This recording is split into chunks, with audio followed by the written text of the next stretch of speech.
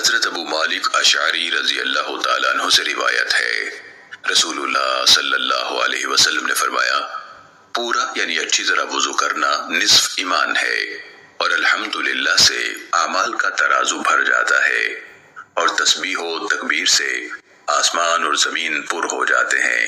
نماز نور ہے، زکوٰۃ دلیل ہے، صبر روشنی ہے، قرآن تیرے حق میں یا تیرے خلاف ایک حجت ہے۔ ہر شخص صبح کو اپنے آپ کو فروخت کرتا ہے، خود کو آزاد کر لیتا ہے یا تباہ کر لیتا ہے۔ سنن ابن ماجہ حدیث نمبر 280۔